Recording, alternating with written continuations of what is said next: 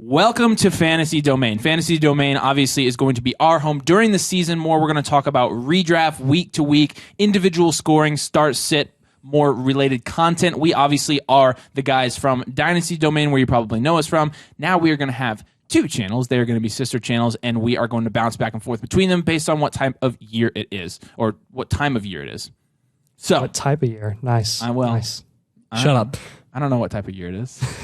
Anyways, we're glad you joined us. And if you are watching and you are not subscribed, make sure you do that. We're trying to get to 1,000 subscribers. That's our first goal. And make sure you hit like on the video. It helps the algorithm. It's going to help spread the word that we have a new channel, and it will help us get to 1,000 subscribers sooner. So make sure you do that. And today we are going to be talking about the Aaron Rodgers to the Jets trade. That was finalized today as of the day of this recording. And Aaron Rodgers is on his way to the Jets, something that's been in the works for a long time now. They swapped first-round picks. The Packers also got a conditional second that probably is going to be a first-round pick for next year as well. And then the 200 and something pick in there as well.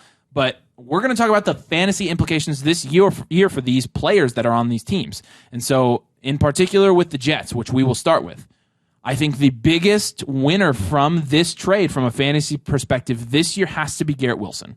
Garrett Wilson obviously came out last year as a rookie, really impressed, was startable and flexible in your fantasy football leagues. Now you're going to be looking at Garrett Wilson this year, and he's probably going to be going, top 2 rounds, right? Wouldn't you think in a redraft fantasy football league? I think he'd be going top 2 or 3 rounds. I would expect him to go 2-3 turn at the latest. So with Garrett Wilson, Simon, based on what we saw last year, based on the production boost he's going to get from Aaron Rodgers, what do you think we can expect from Garrett Wilson this year, and where should we be taking him in these drafts?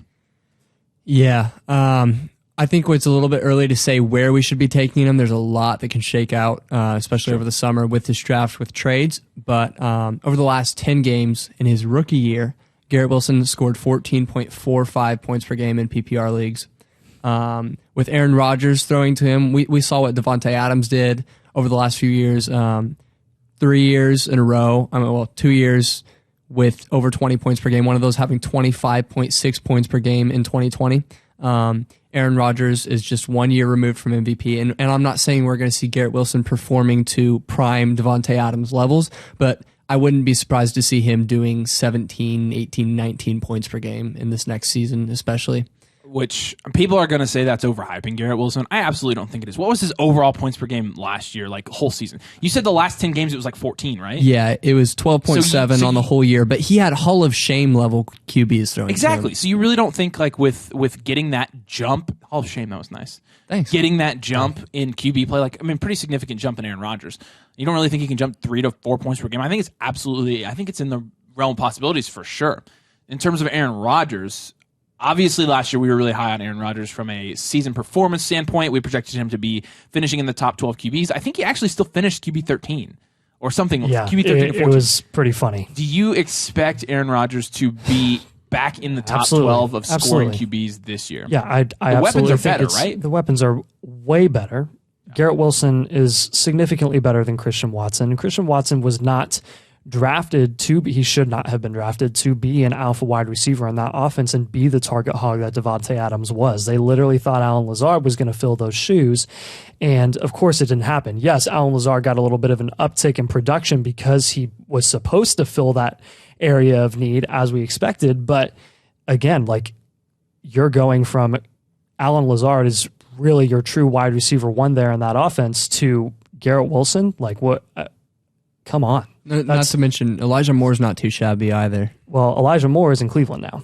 Oh, yeah. I forgot about that. Yeah, I know. It was a sneaky move. It was a sneaky move. Yeah. I think, what was it, 2 months ago at this point? Yeah, and it was kind of flown under the radar. It very much did. And actually, I think it was a very good move for Deshaun Watson and the Browns there. Yeah. But, so you have Lazard following Rodgers to the Jets, so you still have him in that offense. I think he's going to do what everyone expects him to do, which is probably a mid-wide receiver 3. Yeah. And then he is. Garrett Wilson, Lazard will provide that stability, but that doesn't mean it's going to overshadow Garrett Wilson or take away from his target share whatsoever. No. Now, a thought that I have, and something that could definitely fly under the radar with the Garrett Wilson hype, not saying the hype is unmerited or that he shouldn't be going as high as he should, but there are other weapons in that offense that could benefit from this. So I did the math earlier, and between A.J. Dillon and Aaron Jones, there were about 115 targets between those two.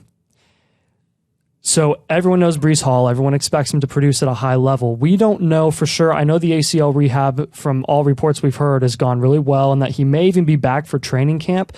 But it wouldn't surprise me if they, held off for a while and really didn't do much with Breece going into the season and kind of slowly brought him in.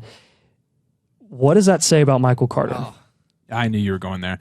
I was going to touch on Breece, so I'll do that first, and then I'll go to Michael Carter. Okay. So with Breece, again, like he said, I think the ACL rehab is going better than they expected. Again, I think it was less collateral damage than you've seen in some of these knee injuries, like Javonte Williams, like J.K. Dobbins. So it could potentially be an injury where he could come back quicker, making him a sneakier pick in the 4th to 7th round of your fantasy startups, in the sense that, people are going to be down on Breece Hall, especially right away, because he's probably not going to be very active during training camp, if at all. He's probably not going to get a ton of good news, but he's somebody that could come back in the second half of the season, could be an impact player. Yes, even after a very scary ACL injury, I understand that, but he's absolutely going to be worth the risk, especially if you're getting him in the later rounds of these drafts. So with Breece Hall and Aaron Rodgers, absolutely helps Breece Hall's stock from a fantasy perspective a whole lot. And you have to think of it. When Breece Hall was actually starting to get in stride last year, his quarterback play was still extremely subpar. The Jets mostly were going to be one-dimensional for the rest of the season, given that Breece Hall was turning into a type of running back that you're going to try to give the ball to every time. And the quarterbacks really weren't quarterbacks you want throwing the ball a lot. So they were going to be a more one-dimensional offense. Now you're going to have that elite passing option from Aaron Rodgers, given, he's got Garrett Wilson, he's got Allen Lazard now, and now they're going to have more of a dual threat offense. They're going to be able to pass the ball very efficiently. They're also going to be able to run the ball a little bit more efficiently because of the threat of the passing game. So Breece Hall is going to be helped by this news as well. Not to mention, Breece Hall has shown really capable receiving skills as a running back, and Aaron Rodgers is extremely good at getting running backs the ball. You saw it last year with Aaron Jones. Aaron Jones, from a receiving standpoint, was winning leagues last year, and even A.J. Dillon was getting some receptions, which big boy Dillon, that kind of surprises me as well. Right, but that's kind of my point, though, is of course Breece Hall is going to benefit from this move, of course, and he's going to get plenty of receptions, plenty of target share, but I don't think he's going to get all 115 of them. Yeah. And knowing Rodgers, he definitely has favorites, and draft capital definitely doesn't matter to him. Whoever he has more experience and comfort with in the moment is who he's going to favor. Absolutely. So would that favor Michael Carter, especially in the first half of the season, a little bit? And we told you last year Michael Carter wasn't going to come out and be a nothing burger after they drafted Breece Hall, and he wasn't. Michael Carter had more receptions. Role. Yeah, he had 41 receptions. And he's last going year. to continue to do that this year. And I think, given that Michael Carter will probably be very involved with the Jets offense at the start of the year, Aaron Rodgers and him are probably going to build up some trust. Michael Carter's obviously a year older or a year more experienced than Breece Hall in the NFL, so that might play into it as well. But when you look at the type of offense the Jets are going to run this year, I would expect them to run very two-back heavy. I expect them to give Michael Carter a good amount of workload here, and I think that's primarily going to be in the receiving game, given that's probably what Michael Carter's best skill is. He's not super good at, he doesn't have an elite skill, I don't think, but he's a good receiving back, and it will give them a change of pace. But if they're not looking to have Breece Hall out there on third downs, things like that, especially coming back from injury, Michael Carter's going to get a lot of that run. So I think he matters. I think he definitely does. And I know it's disgusting. We are the first ones to tell you that, long term in Dynasty, these guys that have later draft capital at the running back position don't really matter. But with Michael Carter, Aaron Jones and his receiving skill set, he didn't require a bell cow workload to produce at the level that he has. And with Carter, if they use him in the red zone, even in passing game or in pass plays, then they could opt to do that instead of using up Breece Hall as much. Why can't I think of their offensive coordinator's name? It's LaFleur. Sorry, not LaFleur. It's Hackett. Hackett. Thank you. I could not think of his name. I blocked everything about Nathaniel Hackett out of my mind after that Colts game where they scored 6 and 9 points respectively. It was a very nice game. It was not nice. Simon, Michael Carter. Yeah, I don't know who we're kidding here. I think Michael Carter has no value. He's not good. Not even worth a shot in fantasy. Well, I don't want him. He's not even going to be good in the beginning of the season. To be clear, he would only be valuable on a fantasy. He's going to be a waiver wire player probably. At the beginning of the year, you're probably going to get him in the very last rounds of your drafts if you are going to get him. And you're betting on Breece Hall maybe not making it back. Outside of that, he's a waiver player. I'd still take guys with higher upside elsewhere. I'd rather take Deontay Foreman, who actually has a chance to be a starting running back in I guess Miles Sanders now. Okay. Anyways. Welcome back, buddy. Michael Carter. Foreman isn't in Carolina. He's not even good in the receiving game. There's people try to say that he will be the receiving back instead of Breece Hall.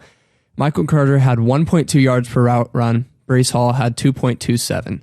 Right there, you can see it. It's not even close. Breece Hall is the superior running back in the receiving game. We already know he is in the rushing game. He's an explosive athlete. Right. No, But we're not that arguing. doesn't, we're not arguing no that. role in that No, offense as soon but as that Breece doesn't Hall's mean back. that. And even when Breece Hall isn't around, he's not good enough to really carve out a role anyways. He shares touches with the most irrelevant players. That doesn't mean Breece Hall is going to get 115, all 115 targets. I agree with. There has to be other people getting I agree targets. with what you're Bam Knight was taking touches from Michael Carter.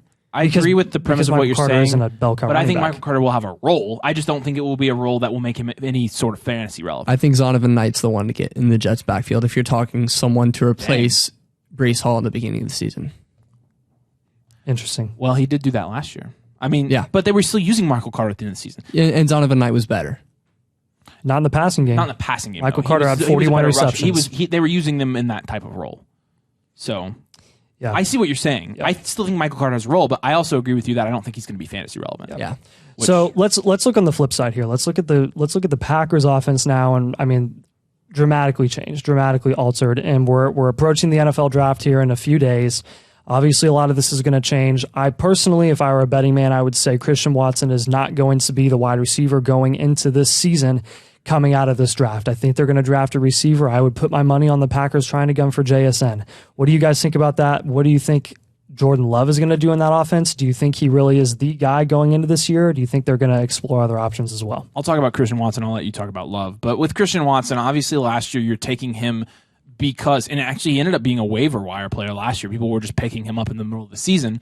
But the thing with Christian Watson, the appeal to that was that his boom games were boom games. And while they didn't really happen in the stretch of weeks that you were in your fantasy playoffs, you were starting him or you were flexing him, hoping he would do that again. And so obviously there's going to be some risk there when you're trying to start every week a player that could be boom, that could be bust. And we've only really seen that. We haven't really seen a level of consistency from Christian Watson yet that he's going to score 10 to 15 points a week. However, again, you're definitely going to be rostering Christian Watson for his boom potential, for his potential to develop as a second-year wide receiver and to develop that consistency. And so with Christian Watson, look, do I think he's going to be the wide receiver one? I think there's a good shot. I mean, I think there's a good shot they go tight end, and I think there's a good shot they go, and they have more positional needs than just wide receiver. That being said, I think they're smart to take JSN, and if they did, JSN would instantly become the wide receiver one in Green Bay. So that's kind of a TBD. The draft is in 3 days. We're going to know more about that situation then. But for now, Christian Watson remains the wide receiver one on that team, and we're looking for him to be a little bit more of a consistent fantasy producer. And with Jordan Love, I'm not the highest on Jordan Love. You got a Christian Watson stat you want to share? No, it's good. I'll talk about Jordan Love. Yeah, I mean, he's sat for 3 years now, right? They gotta give him at least a shot. I mean, it will look the GM, but he'll be a waiver QB. I mean, in fantasy, yeah, I'm in 12 team leagues, like. Yeah, there's no point in going out on a limb for him, but the Packers team, like their organization in general, would be dumb to not give Jordan Love at least some shot because they just essentially blacklisted Aaron Rodgers and sent him away. Like by drafting Jordan Love, they essentially ended that relationship 3 years ago. Long term, they knew that they were going to have to at some point start Jordan Love, and he's going to be worth rostering, absolutely. And if he is good, then you're going to land yourself a good player. Yeah. But go ahead. There's plenty of question marks. And Avery, I understand your counterpoints, and now you're like, well, yeah, that doesn't make sense. If Jordan Love were supposed to be this good, then why didn't they, move on from Rodgers earlier? Or we're only talking about this year, though. Like, this year, like, I don't see Jordan Love from a fantasy perspective, and honestly, even long term, even if you're playing in a dynasty league, I don't see him scoring more than 16 points per game in dynasty leagues. Like, he's not going to be a high volume scorer, I don't think, in fantasy leagues. No. So because of that, and because of the risk that you're going to have, I mean, he's probably going to be a waiver player to start the season. He's going to be on your waivers. You'll pick him up if he does well, obviously, but he's not somebody that I really think you should be on your radar for looking to start him. I don't think he's possesses the rushing upside, or I don't think he's going to have the volume, frankly. I think they're going to be pretty run heavy, the Packers, this year. I think Aaron Jones is a guy. I'll go ahead and talk about that now. I think Aaron Jones is going to heavily benefit from this scheme shift. That entire backfield, because, really. I mean, you saw what he did last year, and honestly, they weren't throwing the ball a whole lot last year comparatively, given what they had been in the past.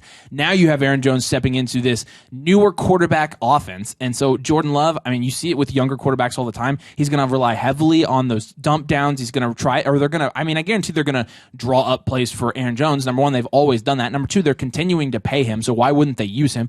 He's pretty consistently the most talented playmaker on the field for the Packers. And because he's just such a talented running back and such a talented player in open space.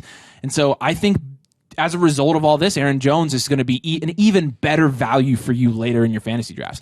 I think he's going to be somebody that is going to be scoring like somebody you're starting at the top of your wide receiver, and you're actually going to be getting him at flex prices, which is, again, this is the perfect guy that you can get at a cheap price. The return on investment over a fantasy season is going to be extremely high. And so because of that, I mean, I'm really high on Aaron Jones. I'm not sure what you think about A.J. Dillon, but I know for a fact I'm going to be taking Aaron Jones everywhere I can. Yeah, I completely agree with you. And I'll tell you what, he may become even more of a buy if the Packers draft a receiver in this draft, because everyone's going to get excited about, hey, this is showing that they're trying to build around Jordan Love. And, you know, for all we know, we could be looking at another Zach Wilson season, and it could just be an absolute nightmare in the passing game in general. But with Aaron Jones, he's quarterback proof, because it doesn't take a good quarterback to throw the ball to him 5 yards down the field, and he makes the most out of it after the catch. Yeah. With A.J. Dillon, I have never been an A.J. Dillon fan. I think he's always been overrated. The whole Derrick Henry comp killed me. I couldn't stand it. I thought it was the dumbest thing ever. I got it from a size perspective, but like, come on. He doesn't run like Derrick Henry. He doesn't look like Derrick Henry. He just isn't. And I don't think that's going to change this year. I think he could probably get some more opportunities. There is definitely a chance that he gets more chances in that offense, but I don't think long term that they're going to remain committed to A.J. Dillon. I think when they move on from Aaron Jones, they're going to move on from Dillon too. Yeah, and last year you saw, everybody thought that there would be this transition and A.J. Dillon would be the running back one. Like the bell cow. He's not going to be a bell cow. A.J. Dillon's role. Again, in the NFL, in order to actually be like a bell cow, which you don't see a whole lot of these days, you have to possess that receiving upside. And to be honest with you, and it's not A.J. Dillon's play style. He's a bruiser. He's going to be a good goal line back. He was, honestly, there were times last year where he's very good, and you see those glimpses of him being good, especially between the tackles, and I think that's why people get really excited. However, he's not ever going to get the opportunity, and he doesn't have the receiving skills to be a bell cow back. And because he's not getting that volume, and because he's not producing in the receiving game enough in a limited role, it's going to make his value very limited in fantasy leagues as a whole. Probably still rosterable, but again, I mean, at that point, you're just banking on Aaron Jones going down or something like that, and A.J. Dillon taking the majority of the workload, which again, I don't think would be super successful. So, are we missing anybody? Did we cover everybody? No one that's on that roster yet. I mean, I guess I think there's going to be more people on that roster by the end of the week. Yeah, I mean, maybe even a tight ends. That'll be really interesting too to see who they get. Tight end will be super interesting, and tight ends would do well with a younger, experienced quarterback, I think, as well too. So, all right, make sure you like the video. Make sure you subscribe to the channel. We're going to have fantasy content coming out during the summer as you prepare for your fantasy drafts, and then all throughout the year, helping you on a week-to-week basis, decide who to start, decide who to sit, decide which moves to make mid-season. And so we're here to provide you with valuable fantasy content, and we really appreciate it if you subscribe. That helps support us and helps us in our mission to do that and help you win money in your fantasy leagues. As always, we appreciate you guys watching. Thanks for joining us for our first ever video, and we'll see you later.